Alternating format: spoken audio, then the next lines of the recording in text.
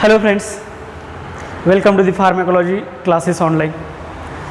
So today we are going to discuss about a very interesting topic, that is renal pharmacology, that is drug acting on the kidney. So let's see renal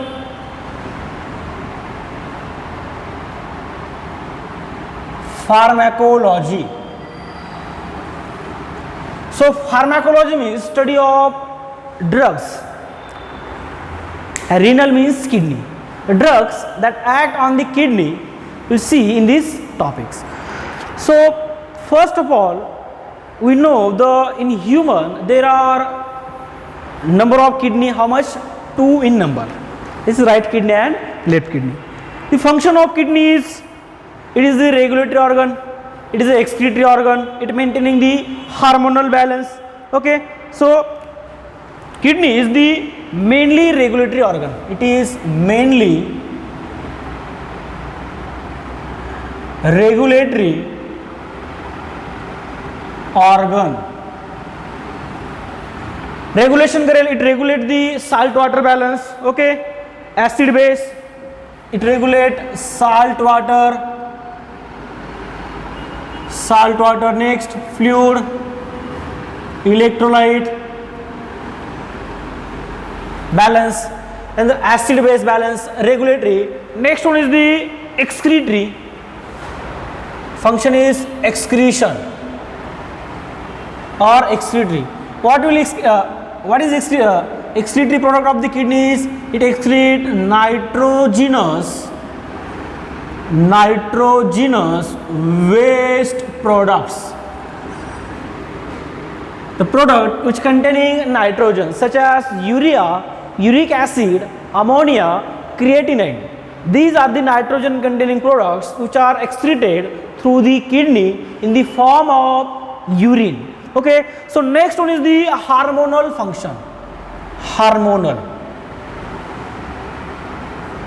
So which hormones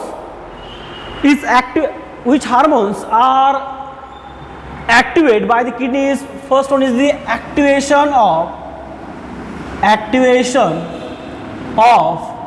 the vitamin D. Vitamin D activated. Next, secretion of the renin and erythropoietin.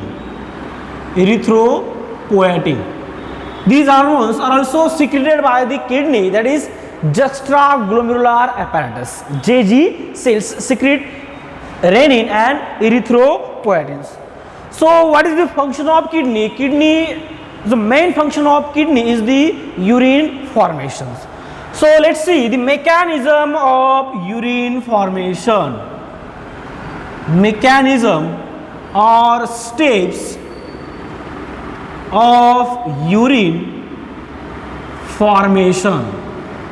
Steps of urine formations. So in the formation of urine there are mainly 3 steps. First one is the ultrafiltration or filtration. Second step of the urine formation is the tubular reabsorption.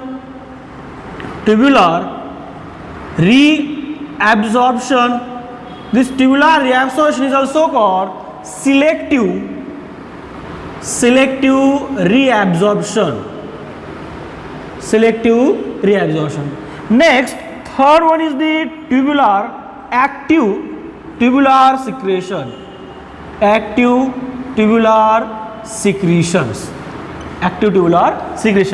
These all these steps are performed or carried out by the nephrons. So let's see the structure of nephron.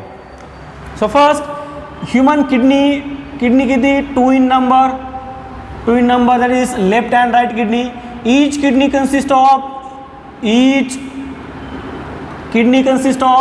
1 million nephron or 1 to 1.5 million, 1 to 1.2 million nephrons. So both kidney consist of 2 million nephrons. So as concern of the nephrons, we are millennials. So what is nephron? The nephron is the structural and functional unit of the kidney. So let's see the structure of nephron.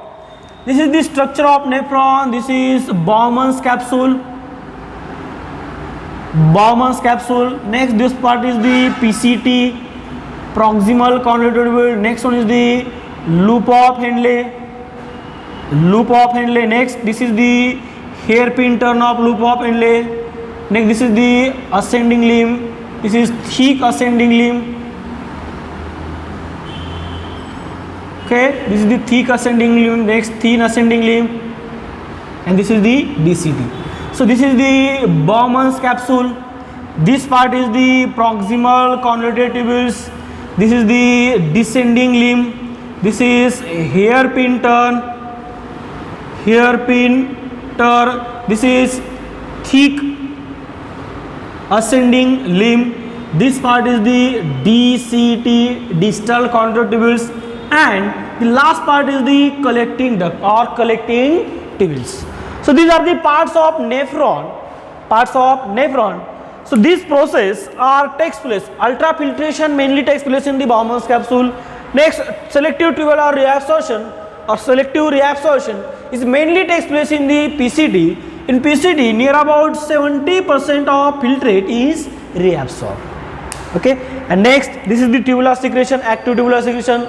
The waste substance that are present excess amount in the body and which are not useful for the body, these excess and harmful substances are secreted actively into this tubular fluid by these cells. Okay, so this is the structure of the nephron, the parts of the nephron. So next point we will study the renal blood flow, cardiac output, renal blood flow, renal plasma flow, glomerular filtration rate, and actual urine formation rates. Okay, so first you note down this, then you see the next one, that is cardiac output and other points one by one. So let's see the next point, cardiac output, renal blood flow.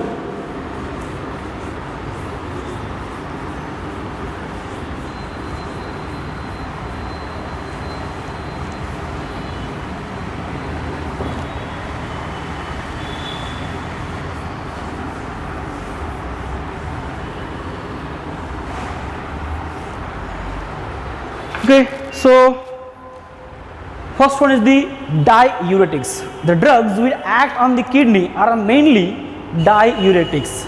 So what is by diuretics? First point is diuretics. Which drugs or what is diuretics? Diuretic means what? So diuretic means the drugs which increase the urine output. The drug which increase urine output, this drug is called as diuretic. Next, the similar term, that is natriuretic. What is by natriuretic? Natriuretic means the drug which increase the loss of sodium in the urine. Which drug which increase loss of sodium in urine. So these natriuretics increase the concentration of sodium in urine. So sodium is followed by, or sodium drag out the waters.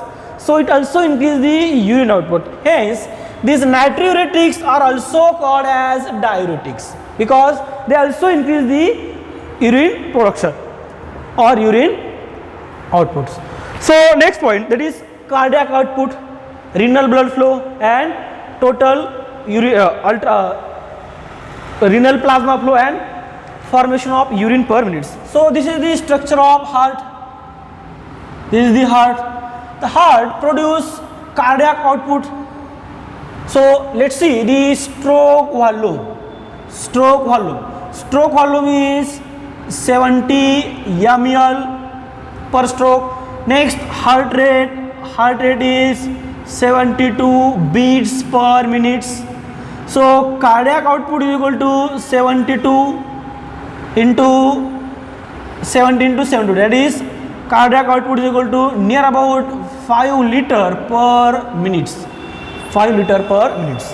So from the heart there is a blood. This blood is come towards the kidney. This is the afferent arteriole.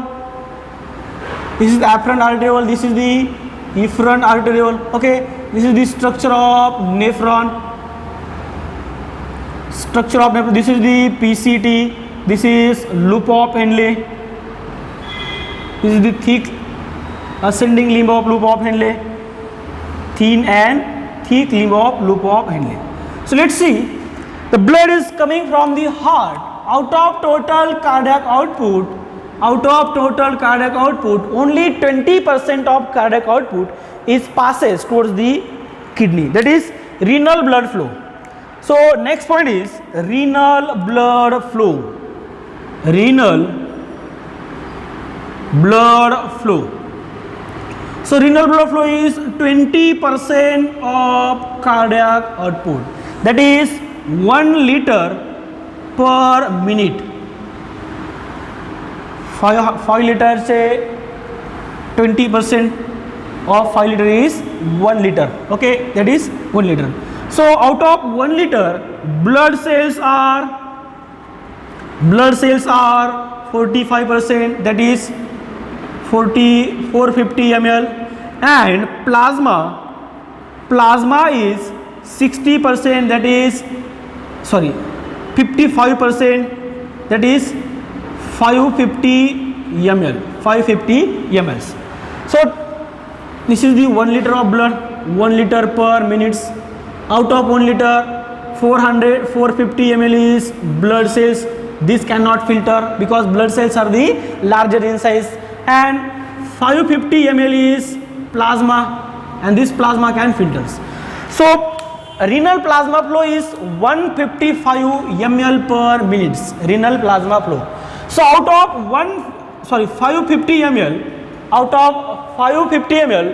how much plasma is filtered from this glomerulus into the Bowman's capsule? That is, this out of 550, only 20% of filtrate is formed from the total renal plasma flow. So the 20% of the 550 is near about 110 ml of filtrate is produced per minute. Filtrate per minute, how much? 110 ml per minute. This is the production of filtrate per minute. So out of this 110 ml of filtrate per minute, the actual urine formation is here from the collecting duct. This is the DCT, this is the loop of Henle, this is PCT. So out of 110 ml of the filtrate, the maximum filtrate is reabsorbed from the PCT. Remaining is reabsorbed from the thick limb of ascending loop or thick limb of ascending limb, thick side. Remaining little one is the in DCT and some one is the collecting ducts. So out of 110 ml of filtrate, only 1% of filtrate is formed urine. 1% urine form. Only 1% of the urine is formed from the filtrate. That is 110, that is 1 ml per minute. This is the urine form. How much? 1 ml per minute. 1 ml per minute. So some drugs, that is the diuretic drugs. These diuretic drugs act on the nephron that alter the function of the nephrons. If any drugs which increase the urine output or produce urine 5% or 5 ml per minute, it will be the most powerful diuretic drugs in the world.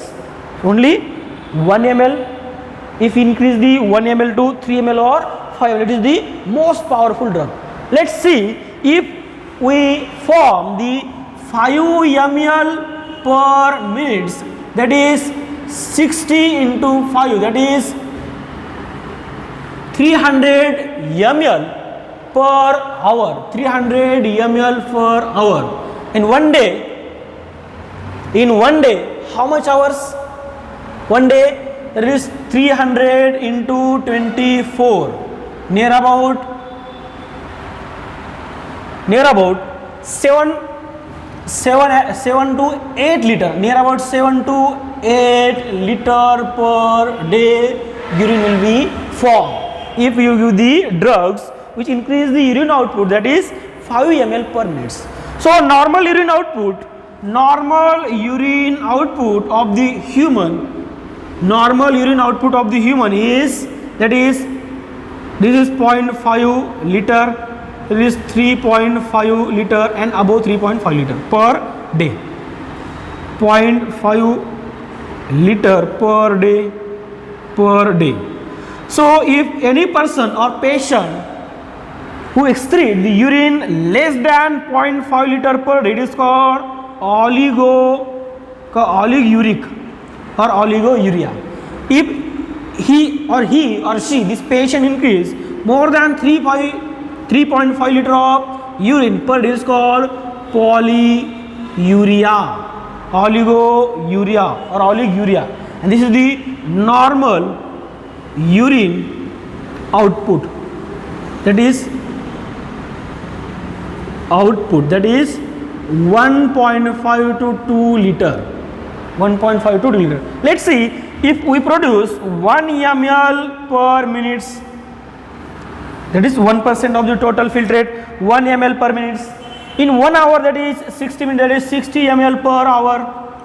So 60 into 24, near about 1.5 liter, that is ml per minutes. This is the cardiac, this is the total urine output per day, that is 1 ml per minute, that is 60 ml per hour. So 60 ml into 24 hours, that is near about 1500 ml per minute, per day, ml per day urine is formed. It is near about 1 and 1.5 and 2 liters. But this normal urine output is depend on the environmental conditions, fluid intake. If you take the 2 or 3 glass of water 3 to 4 times per day intentionally, then your urine output will be increased. Or if you doesn't take the water and you go outside the home in the hot conditions, so in the summer their urine output will be decreased, but maximum urine output in the rainy season and winter season. Got it? So environmental condition and your fluid intake also affect the urine outputs. So this is about the normal renal blood flow, urine output, renal plasma flow, glomerular filtration rate. This is the glomerular filtration rates. So per day how much filtrate is formed? Near about 180 liter filtrate is formed per day, but urine form is only 1.5 to 2 liter per day. That is 99% of filtrate is reabsorbed from the nephron by the different parts of the nephron, that is PCT, loop of Henle, DCT and CT, or collecting ducts. Got it? So this is about the normal process. In next point we will see the actual drugs, how drugs will act on the every points of the nephron. Okay, so first note down it, then we will see the next point.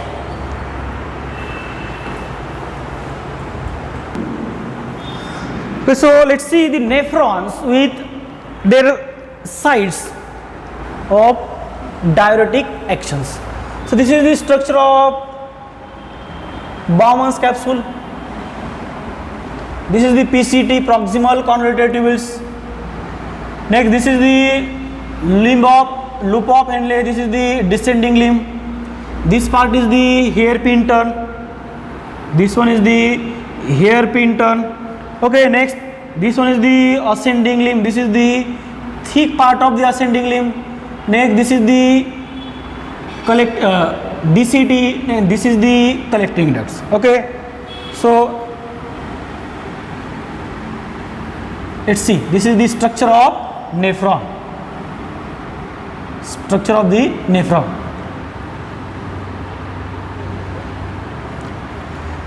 So first, here is the afferent arteriole. Afferent arteriole. This is the efferent arteriole. This is afferent arteriole. This is efferent arteriole. This is the knot of capillaries present in the Bowman's capsule. It's called glomerulus. Glomerulus.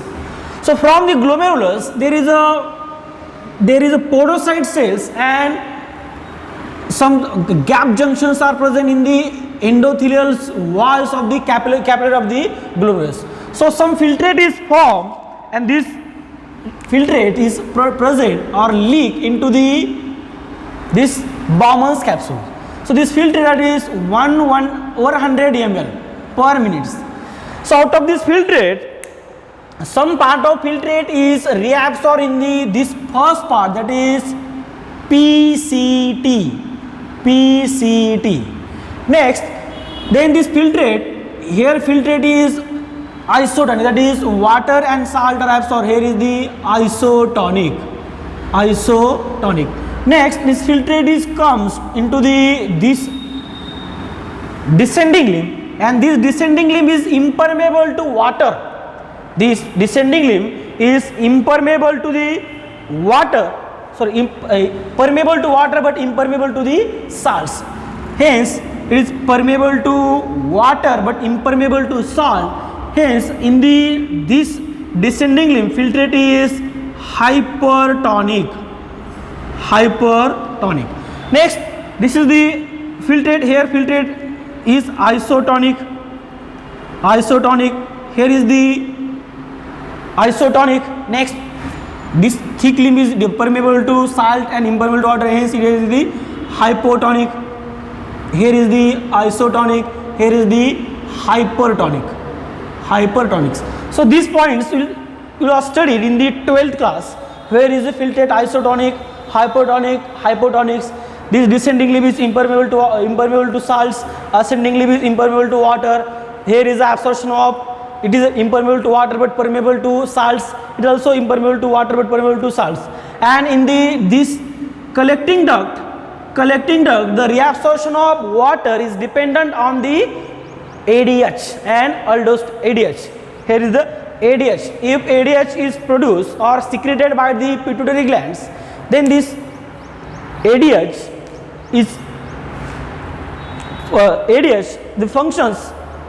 perform the function, that is, it increases the reabsorption of water from the late DCT and collecting duct. So this is the first part, PCT. This is the second part, thick ascending limb. It is the second part. Next, this is the DCT. DCT is the third part, and next one is the collecting duct, is the fourth part. So the drugs are act in the nephron in these 4 points. First one is act on the PCT. Second one act on the thick limb of ascending limb of loop of Henle. Third one is in the DCT. Fourth one is in the collecting tubules or early part of the collecting ducts. So let's see which drug is act in these points. So in first point, in PCT, air drug is the carbonic anhydrase.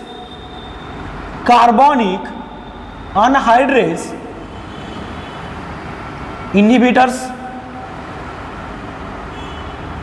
are act in this PCT. Carbonic anhydrase inhibitors. Next, in this thick ascending limb of loop of Henle, here is the loop diuretics are act. Loop diuretics. Next, in the DCD, here are the thiazide diuretics are at thiazide diuretics, and in the collecting duct there is the potassium sparing agents. Potassium sparing agents, that is spironolactone and eplerenone. These are act in the collecting ducts.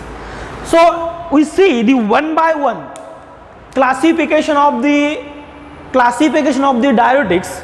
First one is the carbonic anhydrase inhibitor, second one is the loop diuretics, third one is the thiazide diuretics, fourth one is the potassium sparing agents, and one more drug which act over entire part of the nephron, that is the osmotic diuretics.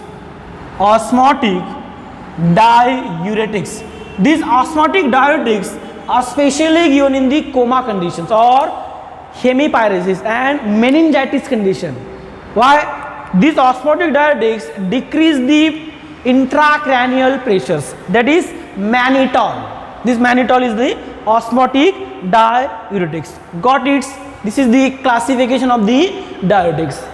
We will see one by one how these drugs, what is the normal functions of what is the normal function of this nephron, how they will perform, and these drugs how they inhibit or act on the normal functioning of the nephron. Okay, so we will see one by one. First of all, we will see the carbonic anhydrase inhibitors, then we will see the loop diuretics. But before the study of this effect of the drugs, we must know the normal physiology of the urine formation, actual process of the urine formation. So we see one by one. So first point, we see the carbonic anhydrase inhibitors. So write down this.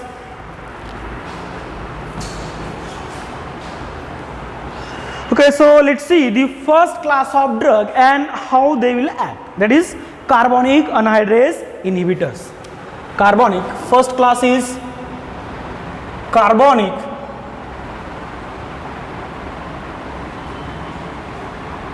anhydrase inhibitors.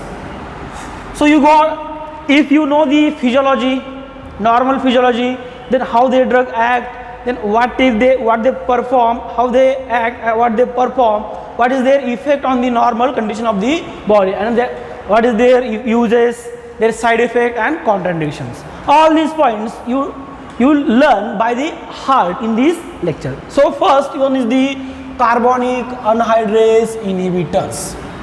So first, this is the structure of the nephron, normal. This is the Bowman's capsule, this is the proximal convoluted tubules, this is the loop of Henle.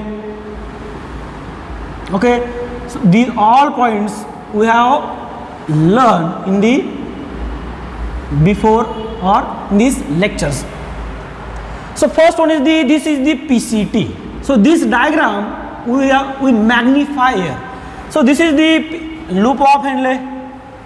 This is the Bowman's capsule. From this Bowman's capsule, this first part is the loop of Henle. This part is the loop of Henle. This is the loop of Henle. So I draw this only this part, and you know there is also another part. This is the loop of Henle, and from here this is the PCT. Got it? This is the PCT. This is the loop of Henle. In loop of Henle there are cells. These cells are the cuboidal epithelial with brush borders. Cuboidal epithelial cells with the brush border. This is the cell. Okay, this is the another cell. So I draw only one cell for our convenience. Okay, so this is the cell. So I will draw here this diagram. So you watch it very clearly. Let's see. This is the Bowman's capsule. This is the proximal convoluted tubules. proximal convoluted tubules. Okay, this is the loop of Henle. Loop of Henle. So first we have to learn how these drugs, how the normal function of the proximal convoluted tubules. So this is the Bowman's capsules. Bowman's capsule. This is the proximal convoluted tubules. Okay. So this part is the lumen. This side is called luminal side. In the proximal convoluted tubules, there are the ciliated epithelial cells. Ciliated epithelial cells. This is the cilia having brush borders. Brush border to increase the surface area for the reabsorption. So this is the one cell of the proximal convoluted tubules. So similarly, this is another cell also present. Here another cell is also present. So for our convenience purpose, I elaborate only one cells. So this is the one side of the cell. This is called luminal site. Luminal site, and this is called lateral site. This is called basal sites. So togetherly, these sites are called basolateral sites. Basolateral site. Basolateral sites. One point I have to highlight here. This is the luminal sites. The luminal site have special types of proteins. Special types of proteins that are incorporated in the luminal site of the proximal convoluted tubule cells. This is the special type of proteins. Okay. Next, the another type of protein is incorporated in the basolateral sites. It means the two types of proteins are present on the sides of the cells, proximal convoluted tubule cells. The cells have two sides, luminal sites. Luminal sites have one type of protein, basolateral sites have another type of proteins. And these proteins are two separate proteins. Their function is also different from each others. So let's see from there. This is the afferent arteriole. This is the efferent arteriole. This is the glomerulus. And in the glomerulus there is a filtrate is formed. The filtrate is deproteinized plasma. Got it? Deproteinized plasma means the proteins, mainly major proteins or larger proteins, are not filtrate. Blood cells are not filtrate. Only small amounts of small electrolytes, small size of proteins are formed. So in the filtrate there is presence of sodium ions, chloride ions, water, bicarbonate, HCO3 minus ions. These ions are present. So in the luminal site of the PCT, there is a one protein, and that protein perform the function. It take the sodium from the luminal site. It take the sodium from luminal site and transport it into the cells, that is intracellular. It means this sodium is not transported towards the loop of Henle and into the urine. That is, sodium is reabsorbed here by the proteins. And these proteins, another function is it take one proton outside the cell into the lumen, in the lumens. Okay, it take one sodium from filtrate into the intracellular, and it push out, or one proton is transported into the lumen. That is, this is the antipode. Means एक अंदर जा रहा है और दूसरा बाहर आ रहा है, इसके बदले आ रहा है. Okay, this is the function of this protein. It is called sodium hydrogen transport. That is antipode. एक देना दूसरा लेना. Counter current mechanism. काउंटर पे पैसे रखना, उसमें उसके हिसाब से इसका मार लेना. Okay, this is the antipodes. So this is the first function. Next, this sodium is present inside the cell, that is intracellular sodium is then more. So the cell are deficient in the sodium ions. So how they will be deficient in the sodium ions? So let's see, this is the another type of protein present in the basolateral side of these cells or proximal convoluted tubular cells. So this is the basolateral sides. On the basolateral sides there is the presence of this special transporter, and this special transporter use ATP and it take 3 sodium outside la, 3 sodium out and intake 2 potassium in, hence, and it use ATP, hence it is called ATPase, that is 3 sodium 2 potassium ATPase pump.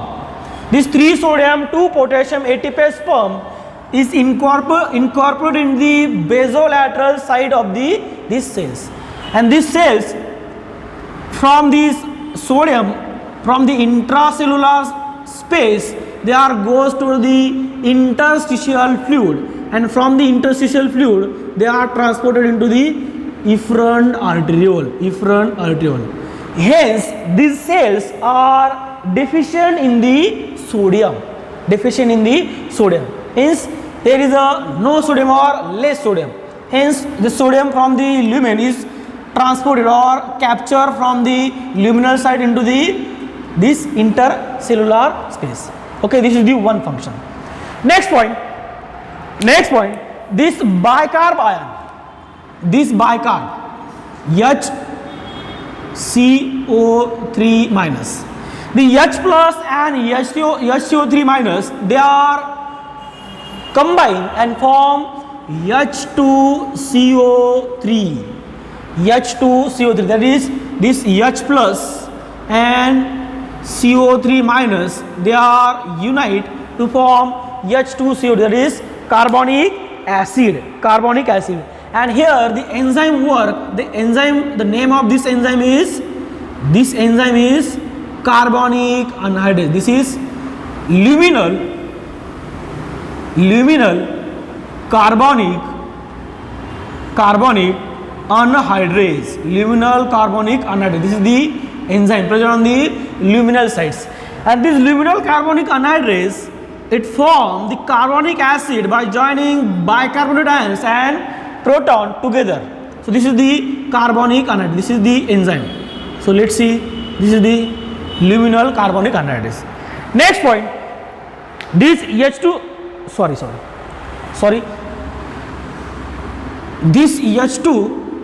plus and CO3 are combined and form H2CO3,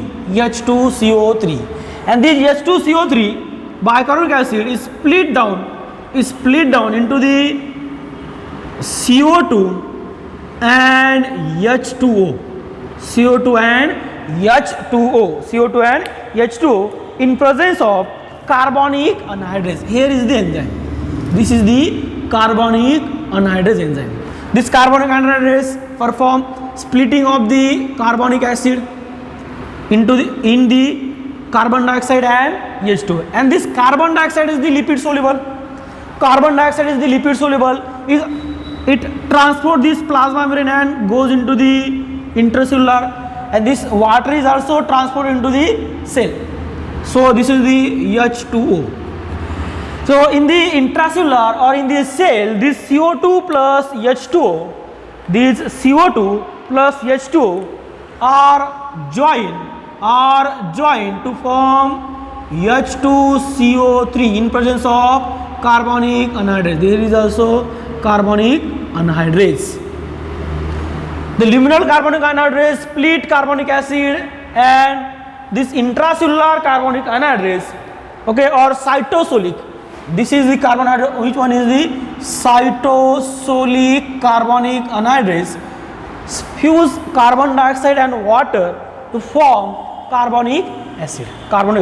Next, this carbonic acid again split down into the H plus and CO3 HCO3 minus, and this HCO3 minus from the cell or cytosolic is transported toward the interstitial fluid HCO3, and this HCO3 minus is ultimately goes into this efferent arteriole.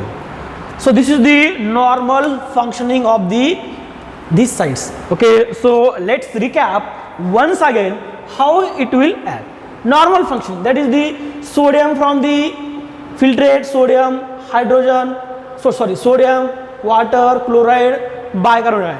This sodium is transported from luminal site to the cytosolic sites by the pump. This pump or this protein, what is performed? It take one sodium from luminal site to the cytosolic, and from one proton is transported towards the luminal sites. Next, this proton and HCO3 minus this combine to form bicarbonic acid, and this carbonic acid is splitted with the help of this carbonic acid is splitted with the help of carbonic anhydrase. Which one is the luminal carbonic anhydrase? Next, this luminal carbonic anhydrase split this carbonic acid into the CO2 plus H2, and this CO2 is lipid soluble. It easily transport or capture, or it is transported toward the cells, and this water is also transported. Hence, in cell or in the cytosol, this H2O plus CO2 are combined in presence of carbonic anhydrase. That is this carbonic anhydrase is the cytosolic carbonic anhydrase, and this form carbonic acid. This carbonic acid is split down into the H plus and HCO3 minus. This HCO3 minus is then transported towards the intercellular space. From intercellular space, it goes into this efferent arterioles. Okay. Next, and this H plus is again is circulate for the reabsorption of the sodium, and this sodium is also transported by the 3 sodium 2 potassium ATPase pump. This is the normal functioning of this PCT. But the drug carbonic anhydrase inhibitors, what they will perform? They block this point, and also this point. Then what will happen? If the carbonic anhydrase is bind, then it cannot split H2CO3. Okay, then H2CO3 goes into the loop of Henle, then DCT, and ultimately in the urine HCO3 ultimately जाएगा. So first क्या होगा? यहाँ पे ये split नहीं, यहाँ पे ये फॉर्म नहीं होगा, तो H प्लस फॉर्म नहीं होगा इधर. ये भी कार्बोनिक अनहाइड्रेज है, ये भी क्या होगा? नॉन फंक्शनल होगा कार्बोनिक अनहाइड्रेज इनहिबिटर की वजह से. So there is a no formation of H plus ions. So if H plus ions is less, then is a no reabsorption of sodium का भी रिएब्सॉर्प्शन नहीं होगा. नेक्स्ट, इफ आउटसाइड को H plus ions less हो गए तो HCO3 combine होगा, और HCO3 डायरेक्टली किधर जाएगा? यूरिन में. So in urine there is presence of HCO3 minus. Next, chloride. Next, little amount of sodium, and water भी जाएगा. Got it? So this is the carbonic anhydrase, functioning of the carbonic anhydrase. Okay. So late effect क्या होगा? So due to the activity or effect of the carbonic anhydrase, in urine there is an increased HCO3. That is, urine is alkaline urine will produce. Similarly, diuresis, but diuresis is mild diuresis. So here sodium are also together in counter transport with the H plus. This is the one mechanism. All the different types of mechanisms are also present in the PCT for the reabsorption of the sodium. This is the only one mechanism. Got it? How carbonic anhydrase will affect carbonic anhydrase inhibitors. अगर carbonic anhydrase inhibitor हो गए तो ये block होगा. सो H plus ions नहीं form हो गए. अगर H प्लस आयंस डिक्रीज हो गए तो इधर H प्लस आयंस नहीं आएंगे. सो सोडियम का रिएब्सॉर्प्शन नहीं होगा. नेक्स्ट, HCO3 के पास ये कंबाइन हो गए तो HCO3 किधर जाएगा? Directly into the urine. So in the urine HCO3 minus ions increase हो जाएंगे. Ultimately urine will become alkaline in nature, alkaline. Okay, so loss of sodium, potassium का भी लॉस होगा, वाटर का भी लॉस होगा और यूरिन आउटपुट इंक्रीज होगा. So uses of this drug, that is which are the carbonic anhydrase inhibitors, that is the carbonic anhydrase inhibitors are the acetazolamide. Example of carbonic anhydrase inhibitor is acetazolamide. This is the drug, it is carbonic anhydrase inhibitors. If you want to detail, then go to the KD Tripathi by Pharmacology. They will give you the dose, how much dose will be given to the persons. Okay, BD, TID or QD or OD. Generally these diuretics are given in the morning, not in the night. Why? Because if any person take a drug diuretic in the night, then he has to be go washroom 2 or 3 hours continuously, 2 to 3 hours by repeatedly. Got it? So if his sleep is impaired by these drugs. So better time for the taking this drug diuretic is the daytime. So this is the function, that is alkaline urine. Agar if you increase the for urine production, in urine HCO3 minus will be increased, sodium will be increased, water will be increased. So ultimately blood pressure will be decreased because blood volume will be decreased. If blood volume decrease होगा तो blood pressure decrease हो जाएगा. Okay, so next point, uses of this carbonic anhydrase. This is the basal address. Okay, uses. So first use is the glaucoma. What is glaucoma? Increase in intraocular pressure.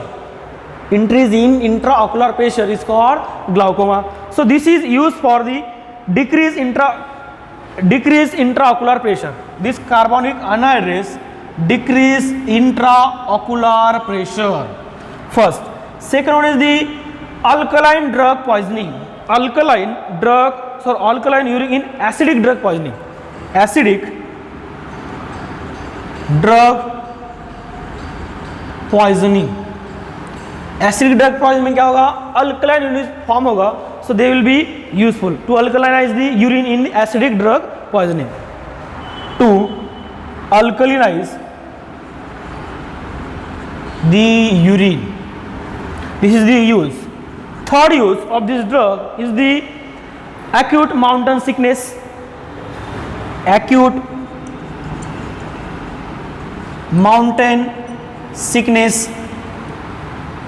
तो क्या करेगा? So this drug will increase the formation of the cerebrospinal fluids, some drugs.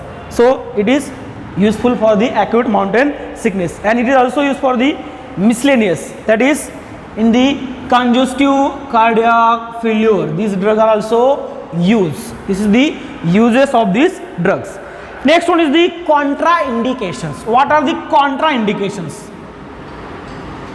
Contraindications means in which condition these drugs should be harmful to the patients. So first one is the liver cirrhosis. Why? Because in liver cirrhosis there is a production of ammonia, and this ammonia cannot be excreted if these drugs are taken. That is liver cirrhosis or liver disease. Next one is the chronic obstructive pulmonary diseases. Second one is the COPD, chronic obstructive pulmonary diseases. Why? Let's see.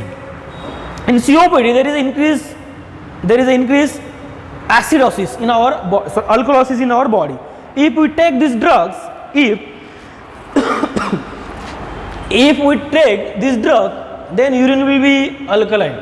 If urine is alkaline, then the body condition will be acidosis. Hence, in COPD, if we take this carbonic anhydrase inhibitor, then metabolic acidosis will increase and worsening the condition of the COPD. Hence, it is the contraindicated. And ADR, what is the adverse effects, itching, rashes, nausea, vomiting, these are the adverse effect of these carbonic anhydrase inhibitors. Okay, so I hope you got these points, that is carbonic anhydrase inhibitors. So this is the end of lecture. In next lecture we will see the loop diuretics. Okay, so we will stop here.